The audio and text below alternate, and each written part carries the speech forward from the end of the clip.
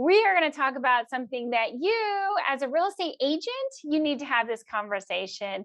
But you also, if you're a buyer or a seller in this real estate market, you're going to want to be listening to this conversation because it's something that we don't really, I don't know. I think we so often glaze over this topic. And so I'm super important on how do you know if this is the right house for you?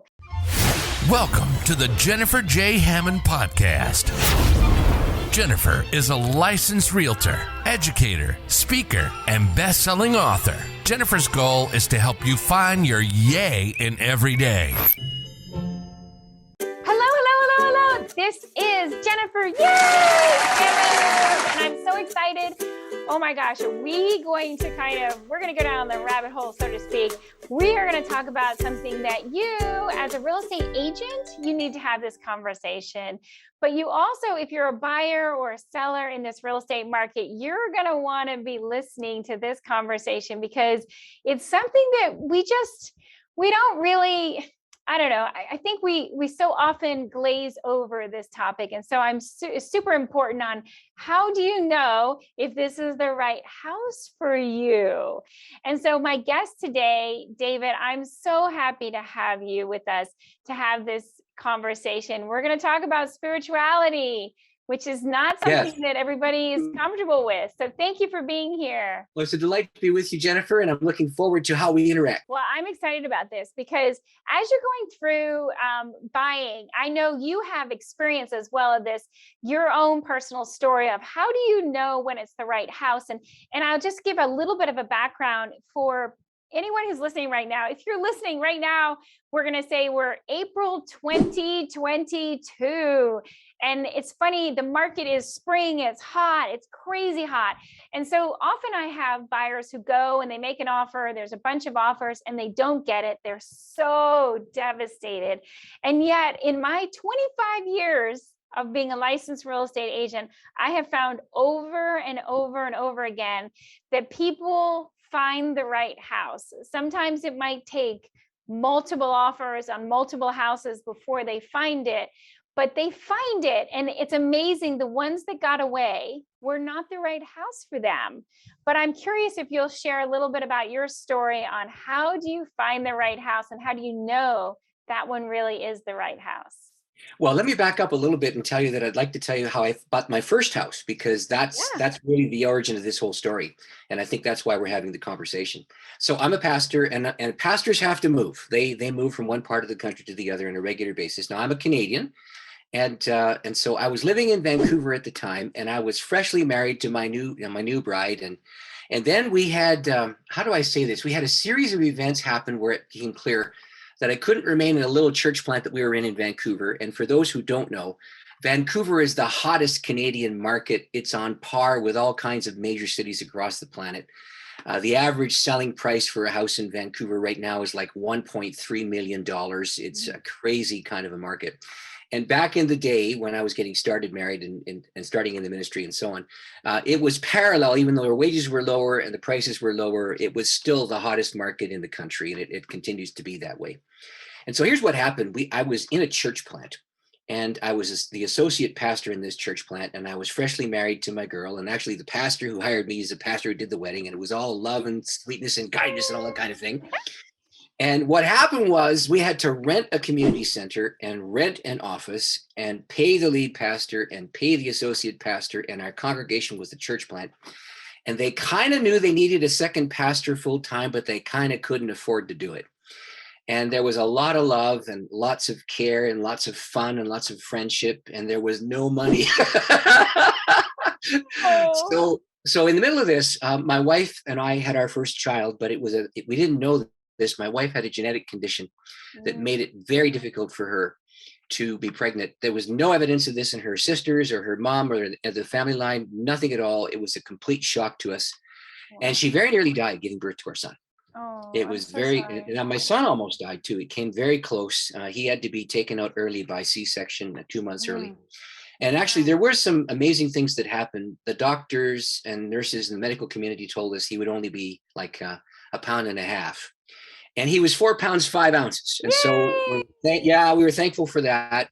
He needed special care nursery, but my wife was not well. And then after the C-section, she got an infection in her inside the wound, and we had to irrigate that thing. And I learned about cleaning out wounds. Meanwhile, the pastor of that church was trying to figure out if he was supposed to retire and hand the church over to me or stay. And he said, I'm going to retire. Then he changed his mind. And so there was enough money for one pastor. So this meant that I had to move. And of course, we were renting in Vancouver because we couldn't buy it. It was too expensive. And we were on a pastor's wage, which is not great in any market. Now, I'm sure lots of your listeners can track with somebody who's in a low wage position trying to get started.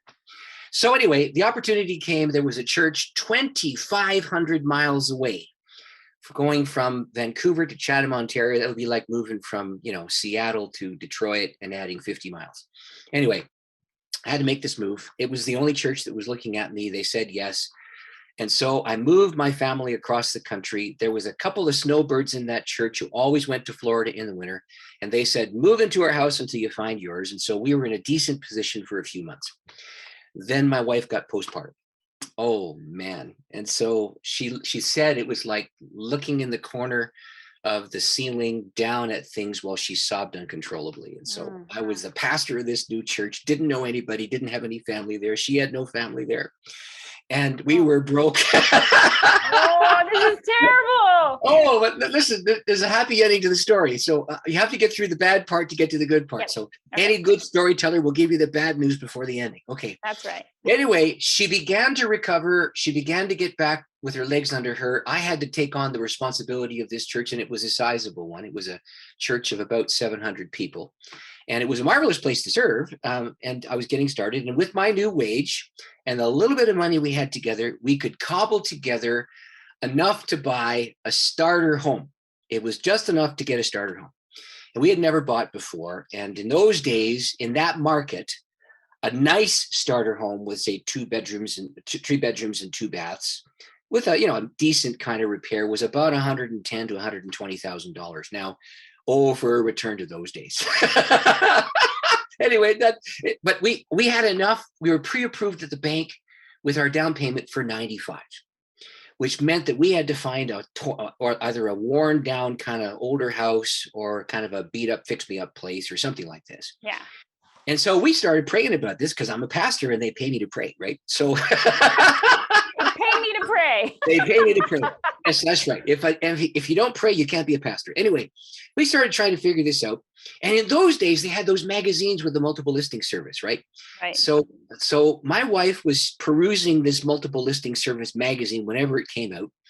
And she was starting to feel better, but didn't know if she had her wits about her yet. And so everything she did was couched in uncertainty. Oh, should I get up? Maybe I should sleep. Can I make that supper? Maybe I should lie down. Oh, I got to take care of our son. Oh, I'm too tired. All this kind of stuff that goes with postpartum. Anyway, she was about 50, 60% better. And she opened up the MLS. And there was a foggy, cloudy picture, not a very good one, of this home on a nice pie-shaped lot. And it was priced at $112,000, which was $20,000 above my number. So I told the realtor who was in my church, what's about that house? He said, well, it's off the market. They took it off the market. And so it's not for sale. But every time, and this is the key, because every time my wife looked at the foggy picture, her peace would increase inside of her. And she felt, how do I say this? A yearning or a pull. Can I say it that way? Sure. A hunch. I don't know what kind of language describes this. And she didn't know if she was dreaming in Technicolor because she was ill or if it was actually guidance, and this is part of the story that's important because lots of people struggle with some sort of a medical issue and have to make a life change, right? Yeah. But here she was in this room trying to figure this out, sees this thing, and then she got fed up with being stuck inside the 4 walls, okay? And the guy, his name was Mark. He was a nice guy, and his wife was a nice lady, and they befriended us, and they were driving us around, and they were in my church anyway. And so one day, my wife said, Martin, I got to get out of this house. Take me over to the house with the foggy picture. Very good. So he called us back, and he said, I can come at such and such a time. So I think it was 2 p.m. or 3 o'clock or something like that. So he picks us up in his Ford Explorer, and he drives us over to this place and pulls into the driveway. And he said, we looked at the house, And then suddenly him, the realtor, me and my wife all got this sense of profound peace, fill all of us, including the realtor. And he knew the price was too high, right? And I knew the price was too high. My wife knew the price was too high. So we look at each other and I said, gee, I wonder if this is our home. I feel peaceful. And he said, well, it's the craziest thing. Right after you called, I called the realtor. The house went on the market an hour ago. They dropped the price from 112 to 110. I said, well, that's still quite a bit above what we can afford. And he said, well, okay, but it's open. And I said, let's pray. And I did something that really shocked him. I reached over and I grabbed his hand and I grabbed my wife's hand. I said, we're going to pray now. he had never done a deal like that before in his life because like the pastor. And of course, he couldn't protest because he was in my church and he paid me to pray. See? That's right. So, so I prayed and the craziest thing happened. My peace got bigger. I began to feel joyful. And then I had a picture pop into my imagination. You know, one of those old-fashioned home movie screens that you used to set up? It was like one of those old-fashioned screens. And on the screen, there was a number. The number was $91,000. And then it was crossed out, and underneath it was $92,000. And so I thought, well, that's strange. So I said, Martin, that's the name of the guy. I said, Martin, here's what you're going to do. I believe that's our home. You're supposed to offer 91 and they will counter with 92 and we're supposed to accept the 92 without conditions. And he looked at me with a withering look. And he said, that is it's $19,000 below they're asking. If they're in a good mood, they might take 108. If they're really in a hurry, they might take 105. They're going to turn away a $91,000 offer. I said, Martin, I believe I have heard the voice. I want you to set up that meeting, offer 91, they will counter with 92, and we're to buy the home. And he looked at me and he, he kind of, you can see why I have no hair. He went like this. His eyebrows pushed his hairline back, so there's large tufted hair back. Anyway, he was not at all happy, but because he didn't want to disappoint us, he set up the meeting. Before he went, he said, they're going to counter and the counter is going to be around 1.8, something like that. They might just refuse this because it's a real low ball. And I said, Martin, I believe that I've been guided by the Lord. You're supposed to do that, what I said. So he goes to that meeting and it lasts 15 minutes. He drives back across town and he comes into our home and he said, I offered 91. They countered with 92. Sign the document. I said, what? And he said, yes. I said, well, listen, the Lord spoke. He said, I think he did. But there was a backstory. There was a backstory to the story. So here's the backstory. This guy who owned the house had moved into that town reluctantly. He was the comptroller of a local distribution plant for a large multinational. And so he moved into that town, didn't want to. And he bought the house. And what the multinational said to him is, whatever you sell your house for will be the purchase price for that you will pay, and we'll top up any extra. Find a nice home in the same kind of range. You have this kind of 3-bedroom, 2-bath house with a nice yard. Find something like that, and we'll make sure that this thing is done. And so the guy moved there, and 2 months after he arrived, the multinational corporation decided to shut down the distribution center in that town. And so they had to move him again. And he was a valuable employee, so they said this, we will guarantee you the $92,000 that you purchased on that home. They had paid $23,000 more. We'll guarantee you your 92, and we'll absorb whatever else comes through the sale. But you will get your $92,000 back. And we're going to move you to the different city. So he had to put the house on the market. But here's what happened. The day after he purchased his house, there was a rental home next door, and it got rented to drug dealers. And when he moved in, these narcotics guys and motorcycle gangs and wild parties and very loud noises and crazy things and drunkenness and all that kind of stuff was happening in the house next door. So when he put the house on the market, nobody in that town wanted to make an offer on it. And so it sat there and nobody did anything. So he spoke to the multinational corporation and they said to him, take the house off the market and wait a little bit. We'll put it back on if we can see if anything changes.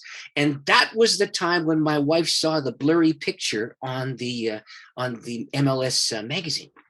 And so we talked to our guy, Martin. He said, oh, it's off the market. And then when my wife got fed up and we drove over, the fellow had received a call from the company saying, put it back on the market. We'll accept 92. And so I had the prayer time in the driveway. I had the 91 followed by the 92 in this crazy thing. He did this offer.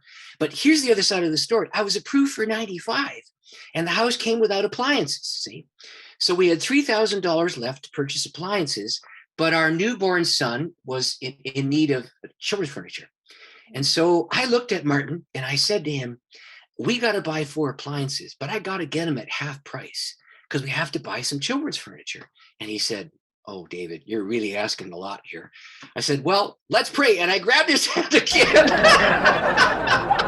I said, let's pray, Martin. And we prayed again. And after we prayed again, he said, well, look, there's a department store. It was a Sears in those days. Let's go over to the department store and let's see what the product lines are like.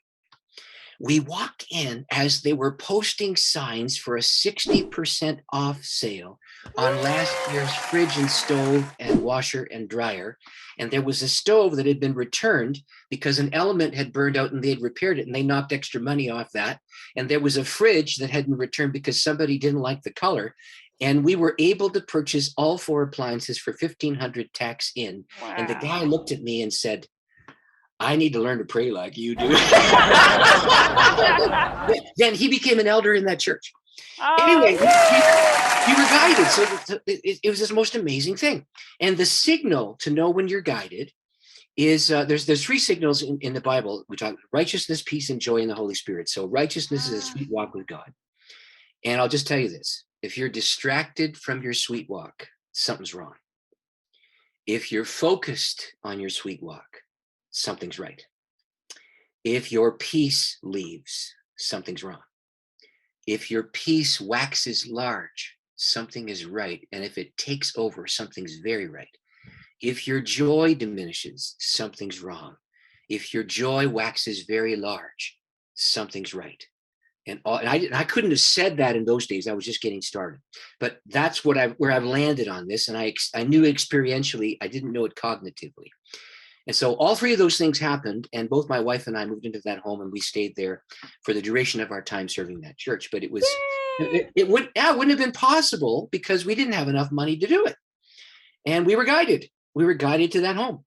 So I don't know what you want to do with that story. Well, I was going to say, and we're almost out of time. So that story was so perfect because I think that so often people dismiss when again, like, oh, there couldn't be possible because of, again, something rational that makes them think that that's not going to be possible.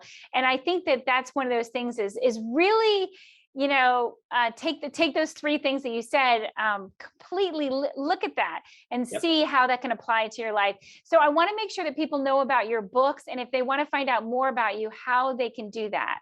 Well, sure. So the easiest, actually, if you go to Amazon, this one has just hit the market. It's become a bestseller in the Canadian market. I'm not sure what's happening in the US, but it is available on Amazon Prime. It's Hey, Are You There? It's Me, God. How to listen, test, and know when God speaks. And I named those 3 things in this book. And it's only been on the market for about 3 weeks. Beautiful. And so it's a fresh thing, but it's a #1 bestseller in the Canadian market for 3 days. And now it's hovering around between 2 and 6, and it goes back and forth. And you can just Google my name, which is hard to spell, Chotka. Or you can just look up, Hey, Are You There? It's Me, God. Actually, I should say it like this. Hey, are you there? It's me, God. Do it that way. That's perfect. Yeah. Yeah, because that's how he's trying to get our attention. I've written a couple other books. This one is on healing prayer. My wife was healed of muscular dystrophy. She was healed. Wow. And the story's in here, and it's medically verified. This is called Healing Prayer is God's Idea. That's a co-write with an upper room author named Maxie Dunham, who's written 47 other books. And I wrote this one way back in the past, 2009. It's called Power Praying. And this is an examination of the Lord's Prayer, word by word, verse by verse, putting Jesus' prayer in the context of his teaching. It's as unique, believe it or not. There's thousands of books on the Lord's Prayer. This is the first one that examines each key word. That's unbelievable to me. Anyway, you can get that on Amazon as well. But the easiest way is to go to my website, www.spirit, like spiritual, equip, like equipment, www.spiritequip.com.